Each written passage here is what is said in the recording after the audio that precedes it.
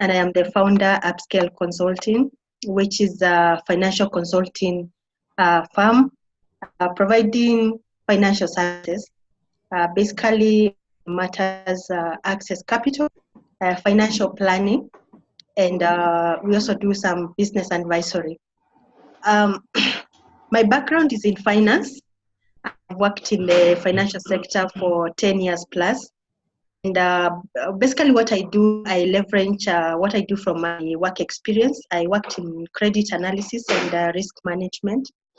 So what we do with entrepreneurs is that we harness their business ideas towards investor readiness and helping them to maneuver the hard processes of securing capital. So we have been able to do this with strategic partnerships that we have in place with financial solutions, partners providing different financial solutions.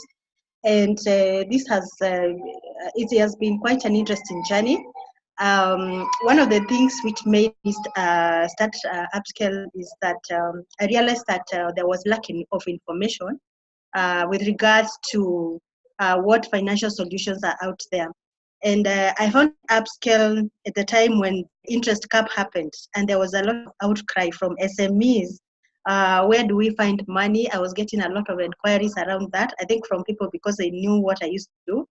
And I asked myself, honestly, there are other solutions and people do not know about them. So basically it's creating awareness of the solutions which are out there and working with entrepreneurs through that journey of getting them ready so that they can be able to access capital.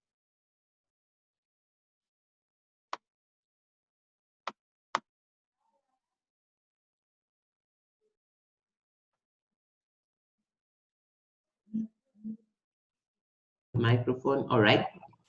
Yeah. So thank you so much for giving us the beginning of Upscale, and I'd just like you to share with us because entrepreneurs complain a lot. Whether these complaints are founded or not, I don't know. What are some things that you have noticed that entrepreneurs that don't help them to get money? Or in very direct terms, what are some mistakes that entrepreneurs find themselves in that makes them anti-investor? That's a very good question, and actually that forms the make or break of whether the money will come through. I'll just share some highlights. There can be many. It depends on it's on a case-to-case basis. But if I can just share just a few of the highlights. For example, one, money follows good structures, systems, and strategies. Any financier or investor wants to see whether there are proper structures in their business. The problem is that we may have really glorified this issue of hustle mode and running businesses on that hustle mode, to the extent that we don't formalize how we run our businesses, we don't put the right structures. And the best way to do this is having a profile or a business plan which outlines every aspect of your business. So not having proper structures and systems in your business can cause you to get a no in the financial, because they really want to understand how is this business being run. So that has been one of the things that makes businesses not be able to get capital. Secondly, sometimes approaching an investor or a financier, you may be way too early to ask for money. What I mean by this is that like your business is quite very early. There's no proof of concept. There's no traction yet for your business. So there's yet market validation to be shown that the market really needs your product or your service, because the financial investor really wants to know that this is a service which is going to sell. So with not being able to show that really there is a proven concept, or you have been able at least to do a few sales, can also make it impossible for you to get capital. So advisable is that try first with the market, validate your product or your service, be sure that it is really needed out there and that there are chances of it growing and scaling. Then thirdly, sometimes when you're doing projections, it's good to have really realistic projections. Sometimes we can get excited with what we do and we put figures, you know. And the thing with having realistic projections is pretty much sure what is your addressable market and how is it going to cut out for you to be able to really to justify the figures that you are giving. And have you done your market research, your feasibility study, really who really needs that kind of your product, the demographics around that. So let the figures that you share really be realistic, okay? Because sometimes it's very easy for them, well, you get the questions, so how did you come up with these figures? And really, if you cannot defend the figures, that can be really a turn off, you know, for an investor or financial. Then the other point would be inadequately articulated business plan or pitch deck. Again, the way you present your business plan, you need to really show what the opportunity is. What opportunity have you identified? What solution are you bringing to a problem that's really there? And how well is that opportunity? How, again, what is the addressable market? Is it scalable? Is it possible to really grow those numbers? So that, again, it's very important how you do a business plan or a pitch deck. It really has to come out very clear. How you present the opportunity is also very important. Something else, again, is around a realistic evaluation. Again, this goes along with not being, again, also excited about your business. If your business is very young and you are giving a valuation and you are yet actually even to get out to the market and get the first customer, then that could be quote baseless. So there are different ways of valuing your business, whether it's a startup or your growth stage or it's a full grown company. So you really need to be very sure about the valuation that you are presenting, that it makes sense. Because if you come up with figures again there which are not making which are really overrated, then that can also be a turn off for an investor. Then the other point would be targeting the wrong investor. Different financials or investors are looking to fund different, solutions.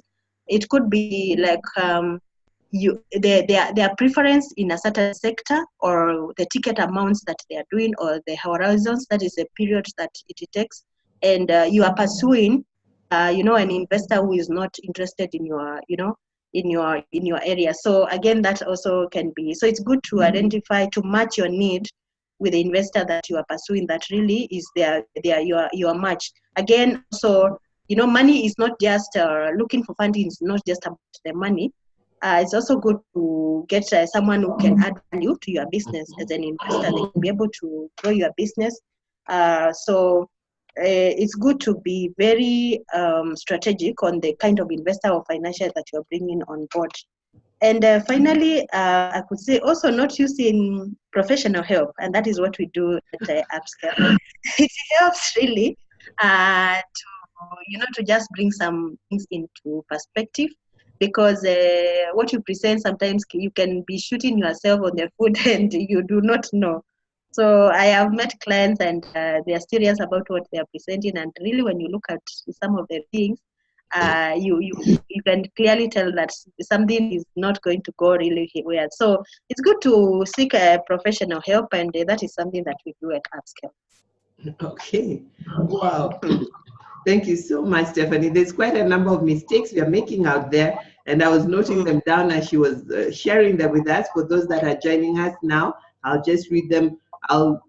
There's some that really were making me smile, because when I meet with business owners and the the stories they tell me, I just smile. Yesterday I was talking to one and she said, I've really laughed at her a lot. I said, no, I'm just a happy person. I like laughing. And I really do like laughing. But the first one is lack of structures. And the idea of lack of structures, I really like what Stephanie said. She said that we need to move away from the hustle mentality. And I just want to reiterate that you really, when you're starting a business, you really need to have a vision and decide which way are you going to go. Are you looking to do the hustle one where you just want a little extra money to do some things and there's nothing wrong with that? Or do you want to build a business, have a strong foundation and leave a legacy for the next generation? So I think your vision will really help you decide what you need to do consistently so that you're not always changing. I like when she said that, so lack of structures, because when you have structures, it shows that you tend to be here longer than just a few times, and the investor will be confident, that you're going to be around, his money will be secure. So I find that many times when we don't think of investors as human beings, because it's like, we think this guy has a lot of money they want to give us. So I often tell entrepreneurs that the investor is looking to grow his or her money, true or false. Or is he looking to give away the money, or is he looking to grow it? All right. So I think that is very important for us. I think our mindset has to do there. And then also talking about way too early. I find that when we are not making money, we think the next will be an investor. And Stephanie has told us they're looking for an investor way too early. And you say that when we don't have market validation and we don't have enough sales. So I think one of the things in response to that is when you start your business, as you're putting everything in place, it's extremely important that you have in place a way to generate leads, a way to generate leads that will convert. And that is one of the key things we do here. I like that she said a couple of times that not seeking professional help is a big mistake that we make. And not just in looking for investors, Stephanie. That is one mistake that I think entrepreneurs are making across the board. And I think it's a cultural thing, because in Kenya we are used to committees. If you don't want to pay for anything, you look for a committee. You want to get married, you want a big wedding, you put together a committee. So we have this committee mentality. But a business, you will need to invest. Just like you invest in your body for your body to be healthy, your business, and when your body is healthy, it serves you. When your business is healthy, it will serve you with money and peace of mind that your bills are paid on time. So it's important to get professional help. Don't try to go to Google to get a pitch deck. Upskill can help you. Stephanie will help you. I've learned to ask for help, Stephanie. I said I've learned enough things. All right. So right now, anything that my business needs that I don't know, I get the help. All right. And I find a way to pay for it, because it's too expensive trying to learn new things. The world has moved forward. So I focus on the things that I'm good at. People call me to speak. I enjoy that. People call me to coach them. I'm happy with that. So looking for money, I go and look for people like Stephanie. So the other thing she talked about is not having a clear pitch deck and a business plan. And she talked a lot about showing your opportunity. And the opportunity is why you have started the business. Like we started Passion Profit because every year we see the statistics that less than 90% of businesses, it actually says 90% or more businesses don't make it to their third birthday. So at Passion Profit, we exist to help more businesses make it to their third birthday and beyond. And our big audacious vision for 2020 is to help 100,000 businesses generate at least $1 million and over. Because we've discovered that if you're going to help people create jobs, we need businesses that have bigger revenues. And sometimes people hear those amounts of money and think that's a lot of money. But just think about it. When you make 5 million a month, how much are you paying for rent? How much are you paying salaries? What are the obligations of the business? And I intentionally use 5 million because a lot of people hide behind not paying VAT. They say, I've not made 5 million, so I don't need to pay VAT. So you're short-circuiting the profitability of your business because 5 million, divide 5 million by 12, all right, that's just around 500,000 a month. So how much do you really want to be making in your business? So I tell people, have a big vision, work at it and stop, make enough money that you can pay KRA and do what you need to do and be happy, because business you have to pay Caesar what belongs to Caesar. So the other thing she says, so what's your opportunity? And then don't overrate your projections. And then I really like this, and I hope you can give us some examples of this one. The three things that I put as number one, get a professional. And I highly encourage you as an entrepreneur, get a profession. The other time we had Susie Wakabi here, and Susie Wakabi said 3 areas you must get. And I know you listen to Susie Wakabi because she's a name brand out there. So she said 3 professionals you must get is number 1, finance person. We have one right here, a legal person, and number 3, a marketing person. And I can help you with that, all right? How to produce, package, and promote your products. So I like that she really on that. The other thing that I want you to tell us a little more on, though, is targeting the wrong investor. Because sometimes I find an investor is in education or health or whatever, and the founder is telling me they want to change their vision to match the investors. What are your thoughts on this? Well, investors would be interested to invest in different fields for their own reasons. One could be because that is their area of of operation. That is a sector, or they understand very well how it operates. So perhaps, let's say, for example, they are in education, and so they understand very well how the education sector runs. So if they're going to give you money, when you are talking about the figures and how the sector is growing and everything around that, they understand very well. So one of the reasons could be that they're interested in a particular sector because they are in it and they understand it very well. Okay. Secondly, it could be because they're interested. They want to make an impact. They're those we call impact investors. So over and above that, okay, they want to make some money, but they also want to create impact back, to the society. So an impact investors would be inclined to some sectors, and most of them you find them, they're also in education, they're in health sector, they're in manufacturing, or anything that really grows the socio-economic aspects of a country. So if your business maybe is not around that, you may find that they may not be inclined to invest in that. Again, investors also vary in terms of the amount that they can be able to invest. We call them ticket amount. So it could be maybe they can only do from 50,000 to 500K. That is in dollars. Others would say our minimum is $1 million USD. So if you are targeting $1 million USD kind of investor and you're looking for 500K, so really and then you try to tell them, I just want kidogo, really they will not listen to you. Yeah, so again, the ticket sizes, also the horizons. The other thing that comes in place is what kind of financing do they do? Do they do debt? Do they do, or sometimes it can be a convertible debt? Do they do equity? Do they do mezzanine? That is usually a combination of debt and equity.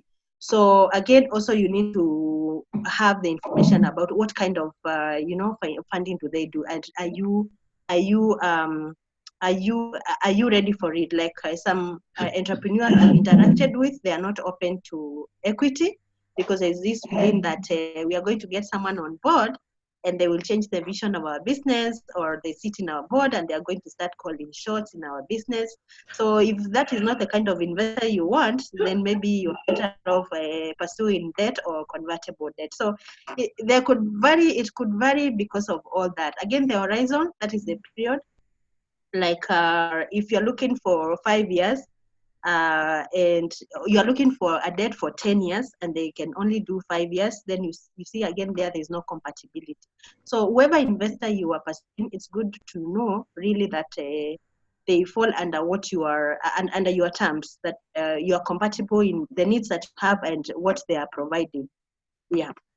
I like that. So you say that we need to targeting the right investor. I like what you said about the impact investor, because we have a lot of impact investors coming in now. They're looking at a social economic aspect of, of the social economic aspect of our country. So if you're not in that area and you're pursuing the impact investor, that might be chasing a rabbit in the wrong direction. I'd like you to just clarify what debt and equity is for that person who may be listening and wondering what is the difference. All right. There are three things you mentioned: debt, equity, and convertible debt. So that when they're sitting, when the investor is asking them the money you want, is debt, equity, or convertible debt, they don't shake their heads and start sweating. Please. Yeah, okay, that's good. Debt is purely money which is borrowed to be paid with interest, in simple terms. So you take a loan, let's say from a bank, or you take from these alternatives, and you are going to pay it in a period which is very stated, like 5 years or 10 years, and you pay with interest. And clearly you're just given the money to do whatever it is that you are going to do. There's no responsibility from the part of the financial investor. The only thing that they expect for you is to pay it back, the principal and the interest. So, and they will not get involved in the running of the business. It is simple as that. Okay. Yeah. For convertible debt is that the pre-agreed terms that say, for example, we are giving this money for 5 years, and then in 5 years, if you can be able to pay it, then that's okay. But again, if by those 5 years you are not in a position to pay it back, there's a possibility you can convert that debt into equity kind of perspective. So it could be that. So the reason why this happens is that you are given enough time. In this case, you're given enough time just to grow the business. So the investor may not be in a hurry to get money from you. So you just agree, give time, like 3 years or 5 years. There's some sort of moratorium to be able to grow the business. Let's reevaluate after 5 years and see how the business has grown. So at this time, the business is likely to also have grown. So you do an evaluation or evaluation of the business. Then if you are not able to pay this amount after these 5 years, then it can be converted to, you can now decide, okay, this investor is going to become that part of the business. So now evaluation is done, and the equity aspect falls into place. Okay. The equity part is that the investor has a stake in your business. So you agree from the word go, so that we are going to give you money, but you want a stake in the business. The terms vary from investor to investor. They can decide also to give you some moratorium, because you say we want like 3 years to grow the business. But there's going to be a return. You can also agree that the return maybe is going to be in form of dividends, or you're going to pay us after 3 years, but at the time that the business has grown, we are going to expect a certain return, which is agreed. It can be maybe 10%, 20%. In most cases, is a minority stake that they will take, because they also want to have you leave the bigger chunk to yourself to motivate you to grow your business. So basically, in equity perspective is that investor takes a stake of your business. Okay. Wow. So I like that. And the fear, how would you tell that entrepreneur who is fearful about equity? They want the money, but they don't want the investor. Well, the fear is valid, by the way. The fear is valid. Yeah. But the one thing that I advise, or which is advisable, is that the investor even in as much as investors do a due diligence on the entrepreneurs, it's also advisable to also do a due diligence on the investor. Excellent. So if you have fears about an investor, take some time to understand where else have they invested, and what has been the relationship with the people that they have invested. How have they treated? How has their journey been? So that could be a good point to start with. Then you can be able to tell if maybe they harassed them, then you can be able to say, yeah. So you can, yeah. So and also doing so really is doing a due diligence. Even those people, I mean, there's a lot of information in Google and everywhere. You can also be able to do your due diligence about the investor. So you can be able to know what kind of a person am I, because equity is like some kind of marriage now you're getting into. Yes. So are you ready are you compatible with this person you're getting into your business? So really it's about that. And sometimes you can get a really good partner who can help you to grow your business. Because the other upside coin of that is that if you get a really good investor, and just take a stake. I mean, if you can be able to have a Carrefour and have a stake of it, instead of having a kiosk outside of your house. There's always that aspect again. I want Carrefour. You want Carrefour, good. Yeah. And I'll submit very quietly. Yeah.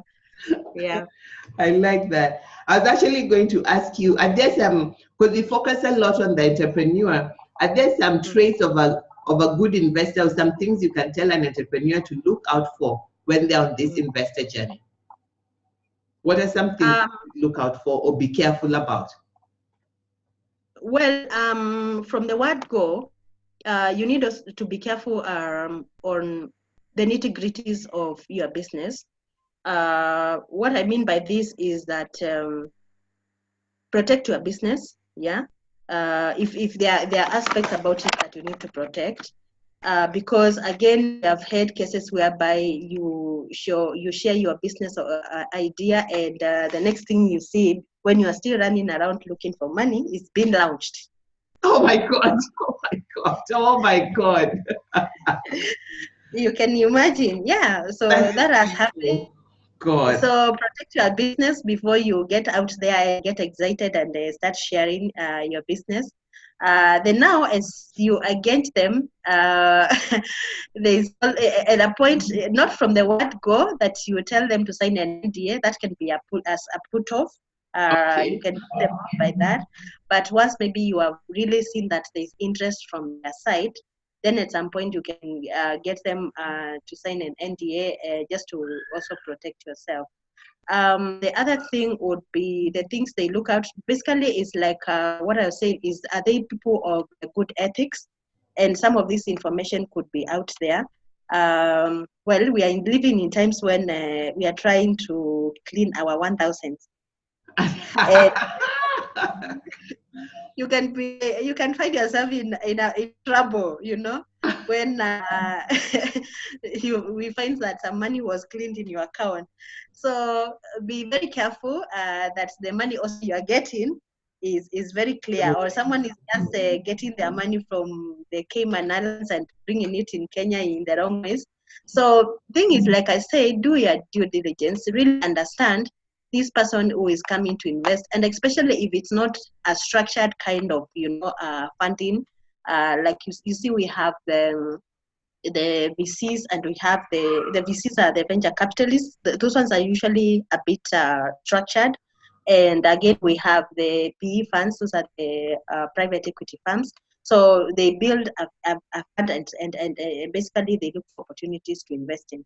But with angel investors, it's very key to really understand the person that you're investing in, because again, you can find yourself in that. So as much as possible, try to really engage this person.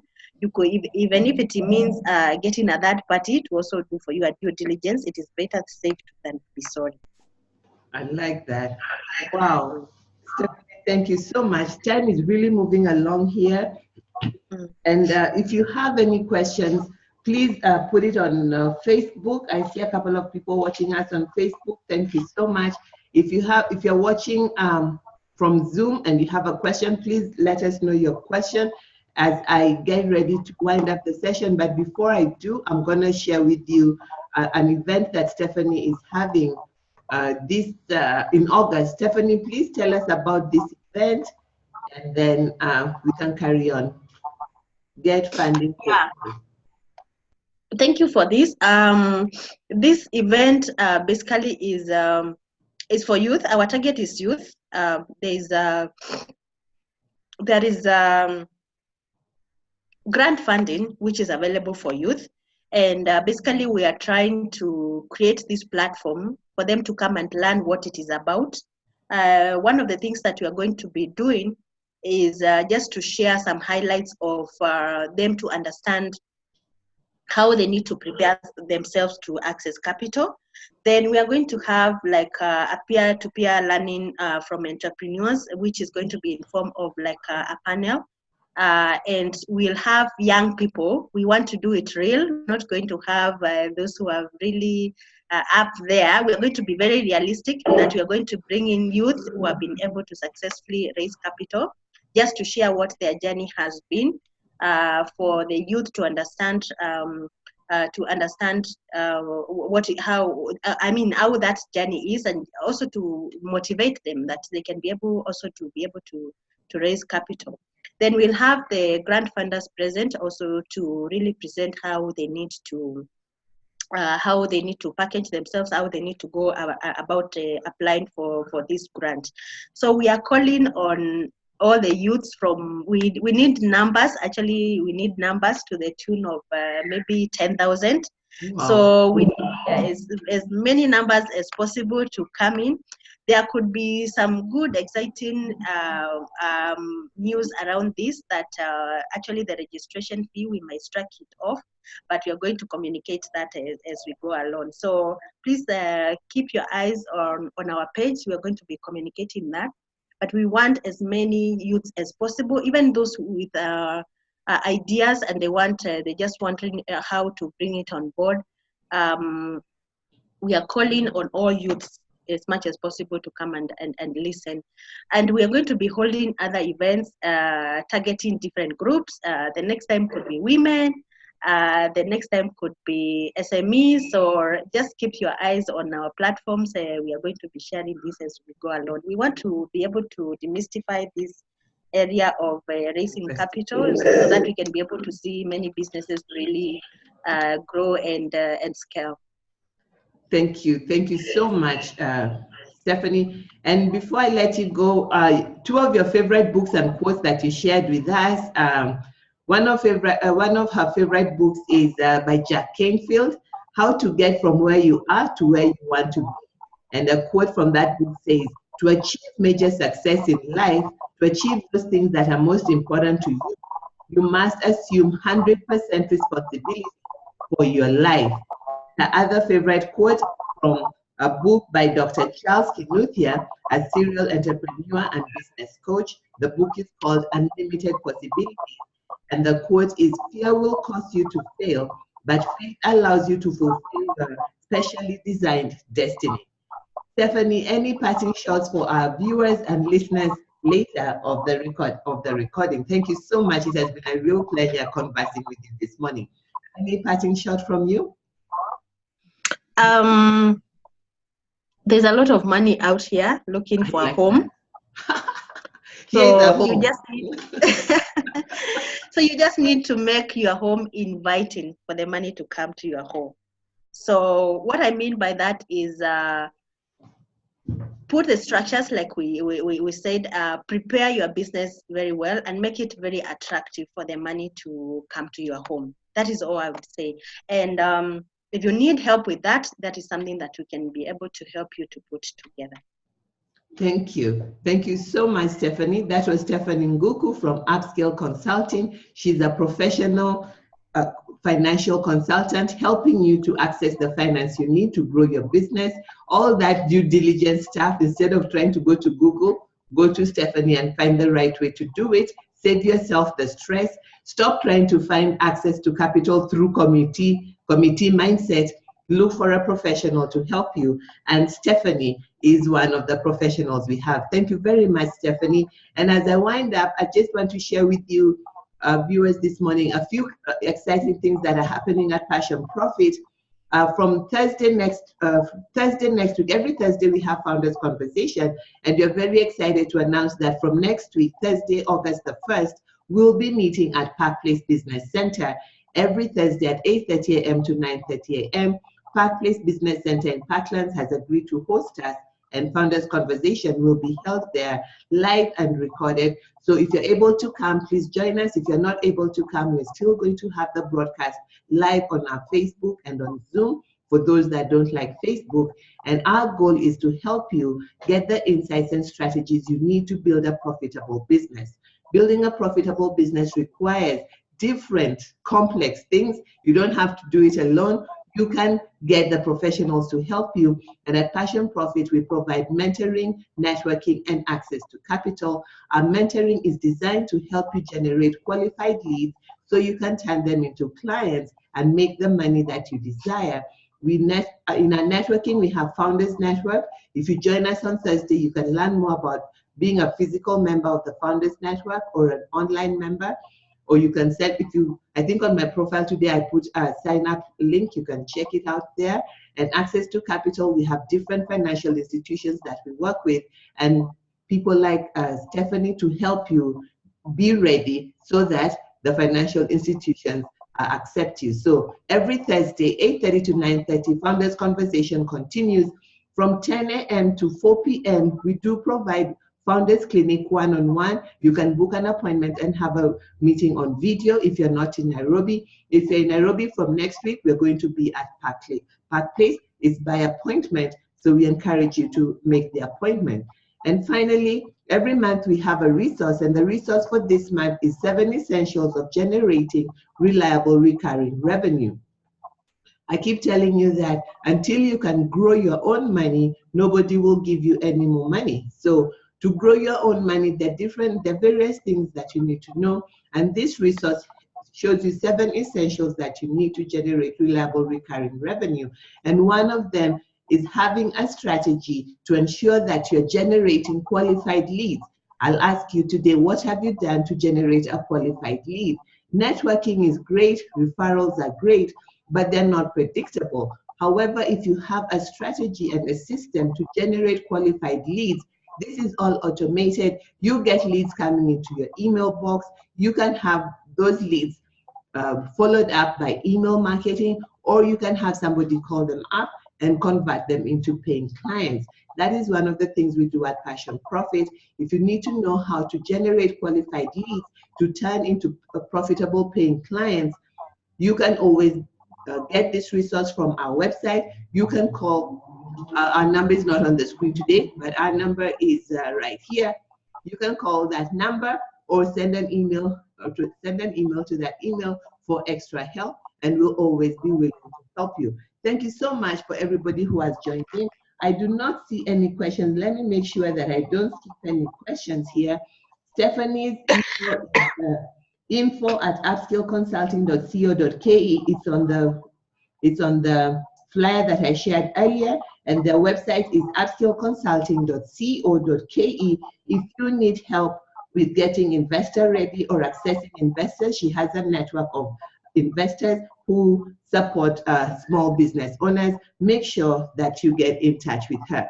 Again, thank you very much. This has been Frida Owinga with Founders Conversation from Passion Profit, Nairobi, Kenya. Thank you and have a fantastic day. Bye-bye. Thank you, Stephanie. Bye-bye. Thank you. Goodbye. Bye-bye.